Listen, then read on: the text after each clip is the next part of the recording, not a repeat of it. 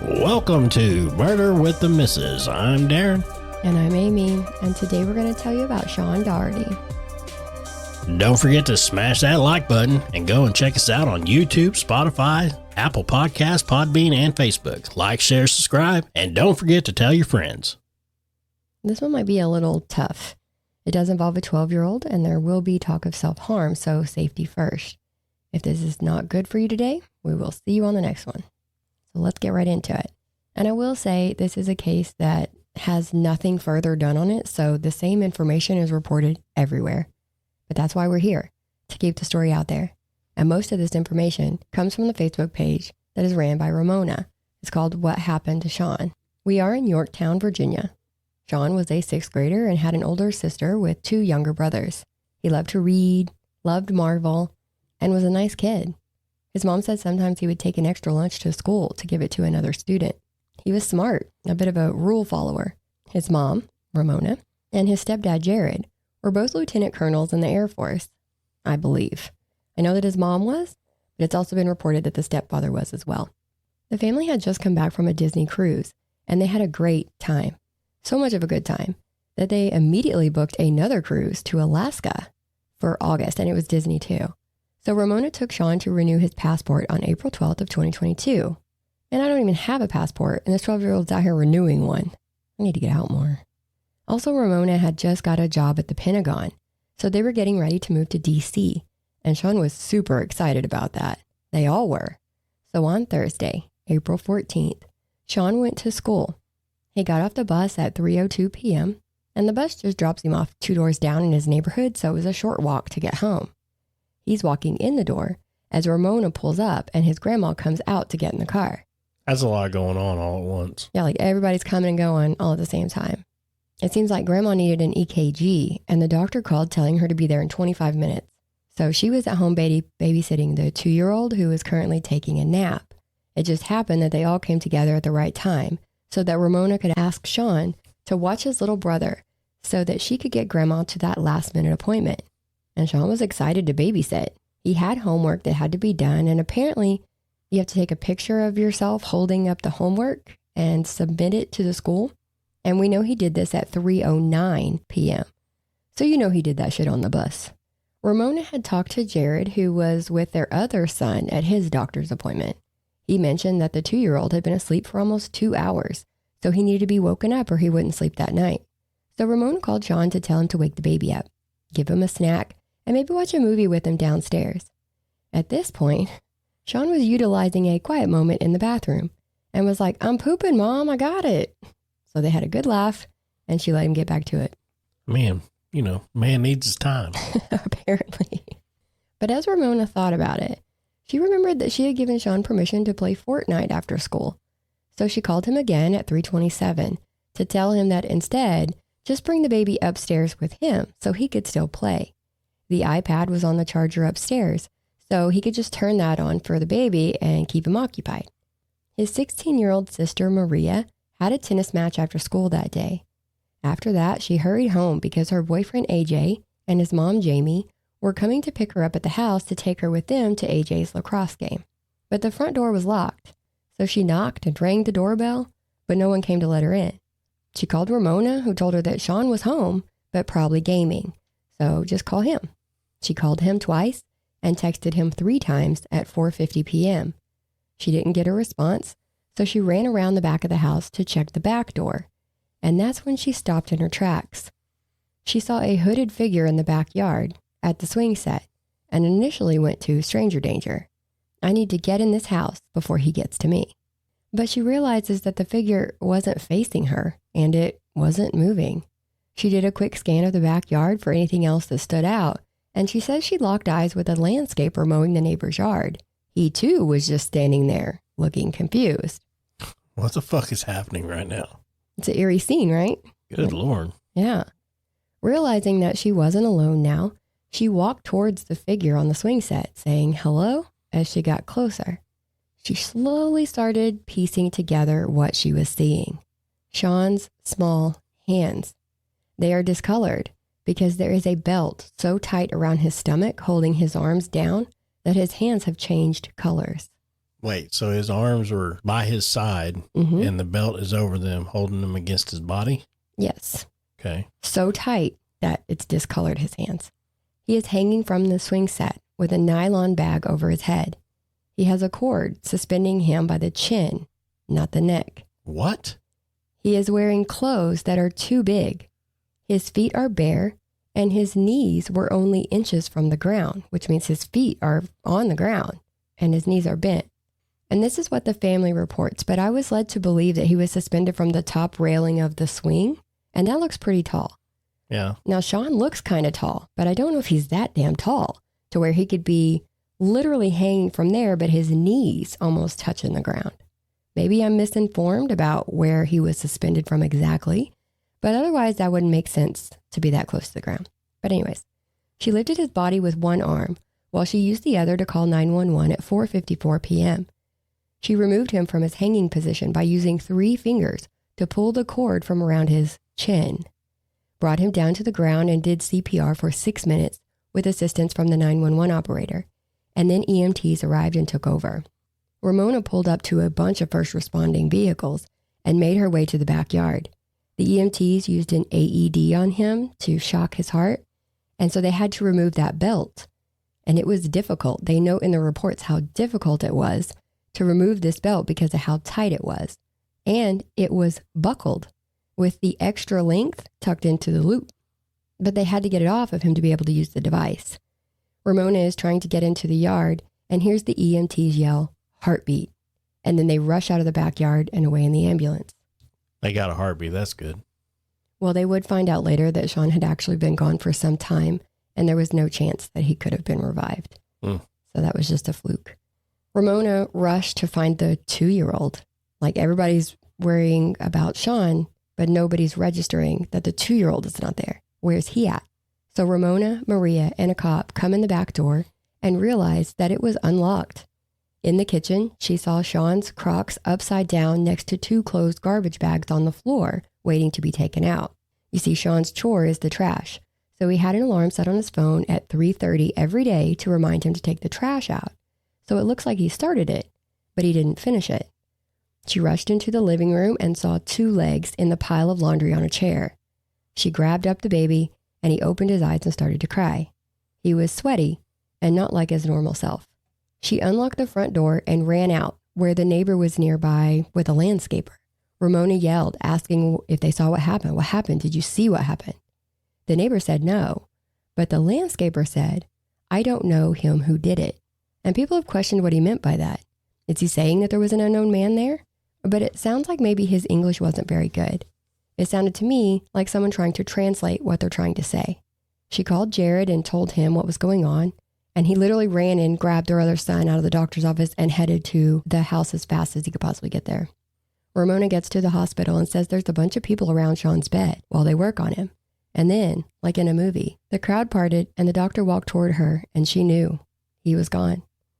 She did get to see him one last time and noticed some strange things. She saw blood on his hand in between his 4th and 5th fingers, so she took a picture of that. But the most alarming thing is that he was wearing Jared's clothes. And that is why Maria was having such a hard time figuring out what she was looking at. He had on Jared's dress shirt, pants, even his underwear.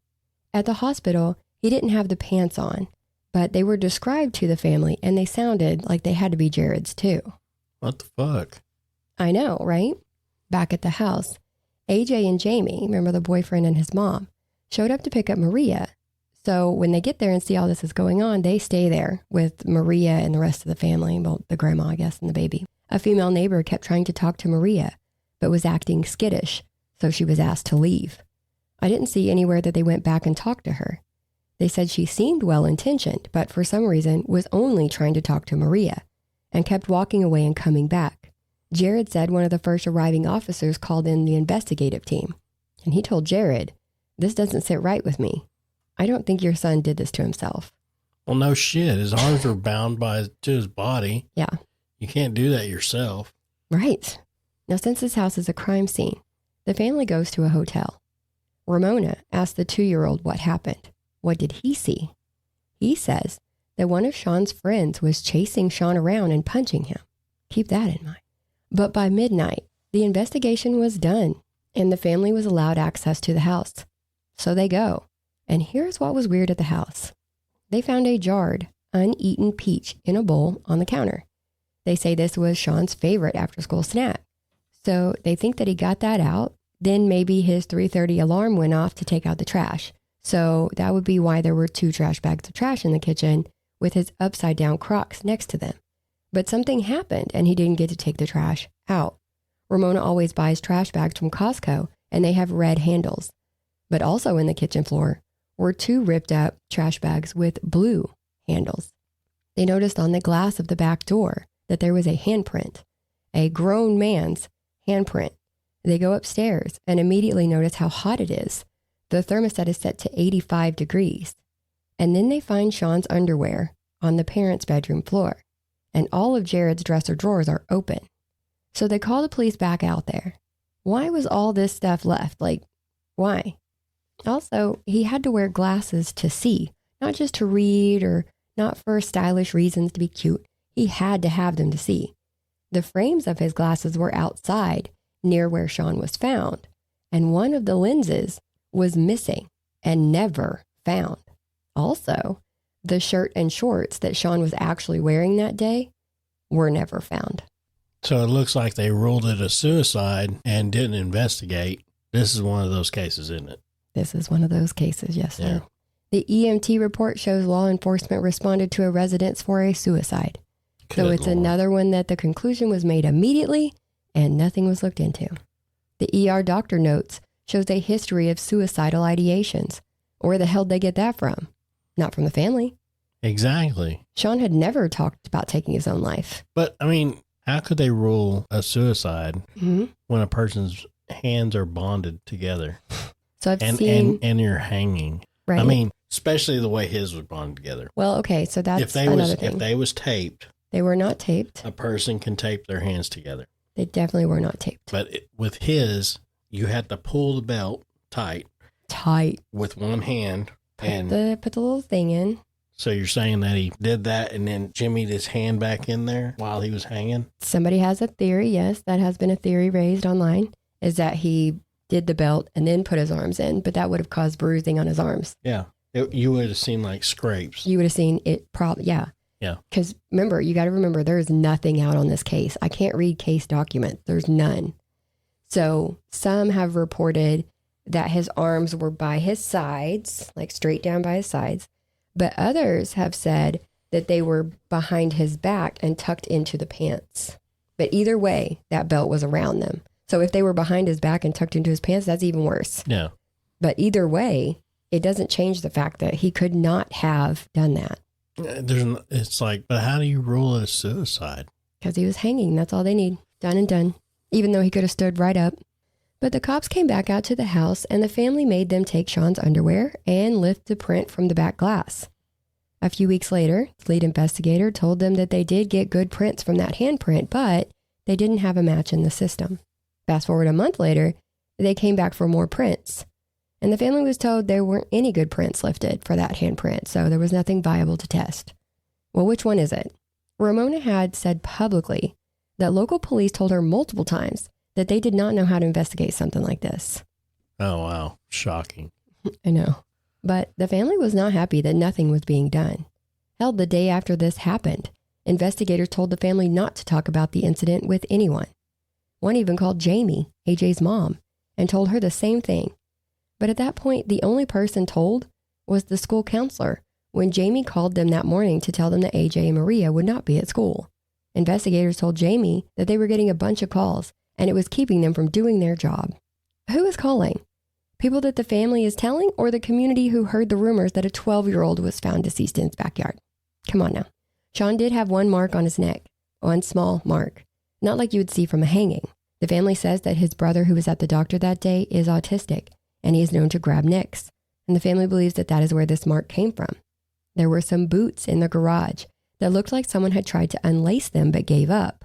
The nylon bag that was over Sean's head came from that garage. There were 2 motorcycle helmet bags in there. One of those bags is what was used. The cord that he was suspended by was actually from that second helmet bag in the garage. Weird, right? The family pointed out that they are a military family. They have a bunch of bags, paracord, all kinds of things. In the garage, inside the house, he had several bags in his room. Why go out to the garage? Why try to get a shoelace, give up, and then take the string from a helmet bag? They said the family life was great. Mm-hmm. Yeah. What about school? Okay, so he did have friends. He was on surveillance at the school that day with a friend goofing around a little, looking happy in the hallway. Police said, they wanted to know about bullying. And the family said that in December, Sean did have 3 girls bully him a little bit, but it was addressed and not an issue after that. They didn't know of any other issues. Ramona put out a picture and a candle under a tree in the front yard, and neighbors would add things to show support. And the family did get a security camera, several, after this, so you can see that someone visited this memorial a couple of times. Ramona and Jared did go around to the neighbors asking for their camera footage when they found out that the police did not. A few neighbors posted in the HOA Facebook asking people to check for any videos. The page received a still screenshot from a house showing a landscaper's truck in front of Sean's house at 4:36 p.m., which would be 13 minutes before Maria got home. The full video was requested several times, but no one was able to get that footage. I didn't see anything saying that Maria mentioned a landscaper's truck being in front of their house when she got home. And we know that the neighbor had a landscaper. So was that them? Or was this a different truck? There's not a lot of explanation on that. I would need to know. I would definitely need to know. Yeah. Was this the guy who knows him not? Or however he said that? Or is this a different guy? And then suddenly they saw a small stain on the wall. Kind of a thing where you can't remember if it was there before or not because it's like a small dot. So they take a picture of it and post it online because they can't get the cops to do anything or tell them anything. They're feeling like they have no options. And then Major Ron Montgomery with the sheriff's office posts a snarky video to address everything. He says, there may be concern with the community that there may be a killer in the area. Nothing could be further from the truth. He mentions the Facebook page, saying much of the information there is opinion, innuendo, and fabrication. He says Ramona lied. They never told her that they don't know how to investigate cases like this. They do it all the time. They are competent. He talked about the stain, showing the crime scene photo of that wall, and there was no stain. Great. Thanks for clarifying that you actually took pictures, because remember, they're not telling the family shit. Remember that the family knows nothing at this point. He says that Sean's DNA was the only DNA on the cord that was around his chin, particularly on the knot. I mean, he didn't say chin, I'm saying it. Particularly on the knot.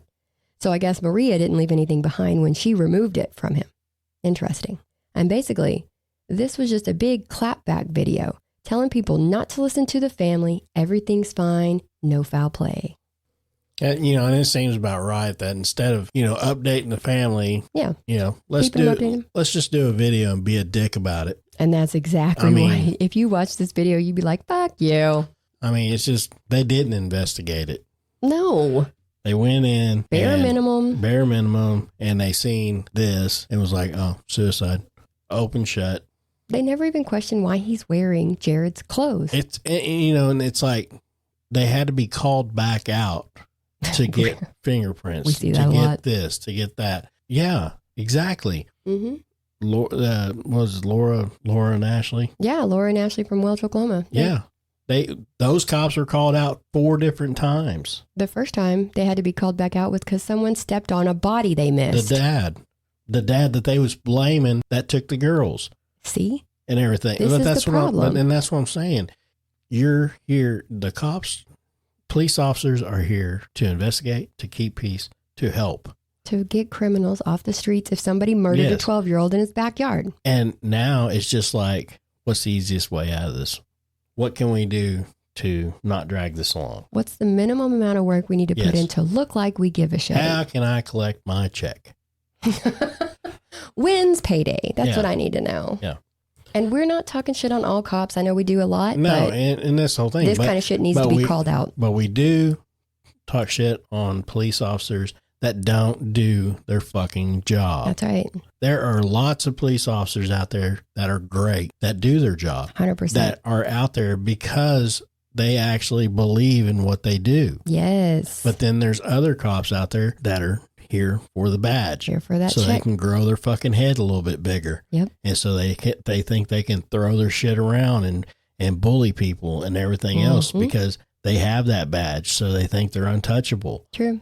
Do your fucking job. Just do your job. Investigate it. If I don't do my job, I get fired. Because if you're working on this, there was one case we did, even after he retired, he was still a part of the investigation. Yeah, they want to see it through, yeah. And it's still not closed. And he still is there for updates and everything else, still trying to do it. Like he basically started his own little private eye deal. Yeah. And everything. I mean, that's a good cop. That's what we need. That's care what about what they do. Yeah. We say it all the damn time. There's just a lot of them that are just basically there for a fucking check and they don't give a shit. Yeah. They just want it in and out. They just want to get in there and get out of there. Oh, yep, suicide. Let's roll on. Yep. So I can't blame the family for calling them out because it's the only way they're actually getting a response. And if I have to be an asshole to get it, well, here I come. I would be the biggest asshole. Yeah. Give me a snarky video. It's the only way I'm getting information. And trust me, if I was the cop and I was investigating the death of a guy's son and the father of that son worked at the Pentagon. Yeah, he's in the Air Force. But he just accepted a job at the Pentagon. The mom, Ramona. Oh, the mom. Well, either way. Yeah, either way. Either fucking way. Yeah. If somebody worked at the fucking Pentagon, I'm going to do every fucking thing I can to get some kind of fucking answers. You're damn right. I am not going to fucking sit there and just brush it off and be like, oh, it's a suicide, so we're done. I am going to do every fucking thing I can because you know what? Those are the people you want on your side. That's true. You'd think. So, like I've said, they have still left this case open. They left it as an active investigation, and that way they don't have to release any documents. The family tried FOIA requests and were denied. They were told in December of 2022 that the FBI brought in a behavioral unit task force to analyze Sean's behavior on his phone and that they would have access to their findings when they were done. They never got that report. And then in a post from April of this year, it said, the family was given access to case files, results. They are working with a law firm and team of investigators. Nothing has really been posted since then except for his birthday post a couple of days ago. A local news station reported in May that the police officially closed the case and this investigation. Okay, investigation. If they are public, I haven't seen them, but I do still have a lot of questions. Hopefully the family's getting some answers, but I've got questions. Number one is that belt. Like the bag would have had to already been over his head. The cord would have had to already been around his neck. And even if he did all that, how the hell did he tighten it? And then tell me where his clothes and glass lens went. The glass lens is weird. The clothes is weird. Where did they go? You can see him. Remember, he took a picture of himself turning in his homework. He's wearing that shirt, those shorts that he wore that day. Where did they go? Yeah. Why was he dressed like his stepdad? Why is he watching his 2-year-old brother making a snack, taking out the trash, and then he just decides, fuck it, it's over? Where did the blue-handled trash bags come from? Where'd the blood on his hand come from? They said he hated to be without shoes. Same. So why would he walk across the yard without shoes on? And why were his feet so clean after he did? Why was his brother buried in the laundry? And why did he say someone was chasing and punching Sean? That's pretty random. Why go out to the garage, try to untie a boot and give up? Then take a drawstring from a motorcycle helmet, but then take the other motorcycle helmet bag instead of the one you just pulled the drawstring out of. And there's a lot of theories on this one, but one has to do with Ramona and Jared's jobs, like you were saying. She was about to go to work at the Pentagon, so some see this as an issue. Some speculate that since Sean was in his stepdad's clothes, that this was some type of threat to him, like some kind of symbolism. This could be you kind of thing. Or stop investigating whatever you're looking into. Just a bunch of shit flying around out there. And there's actually a lot more people saying that this was a suicide than I ever thought there would be, considering that belt. And that's crazy because I just don't, with the belt, I just don't see how, because that's making it to where you're binding, you're bound. You're bound. Mm-hmm. So somebody was binding his hands to where he couldn't move them. Yeah. And there's no sign of a struggle anywhere. Yeah. There's no sign of struggle on his body. I don't know. Maybe What happened? maybe this needs to go to the feds. All the way to the top. Yep. Well, they brought in a special task force to look at his behavior on his phone, but nobody ever said anything about Yeah, but I think they what they need got. to really get in there and look at it and come to their conclusion. Answers. You know, we just look at this and kind of give our opinions and everything because, you know, you read the stories, you bring them and everything else, and then we give you our opinion. And to us, this is just bad investigating. That's not right. Yeah. There's so many unanswered questions. And so little was done. And there's still somebody out there that could do it again. Yeah. That's the thing I don't understand.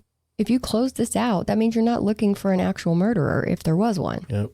You should be able to rule that out right off the bat. That should be the first thing you do. Yep. So, you know, instead of making videos being a dick, you know, So bad. go out and do your job. So if you have any tips on this case, please call 804-905-8613. All right. Well, that's it for this one. Guys, don't forget to like, share, subscribe. Make sure you guys tell everybody. We need subscribers. We need people. We need to grow our podcast. This word. Spread the word. If you want to sponsor us and get a spot on here where we do it, we will. Till next time. Bye.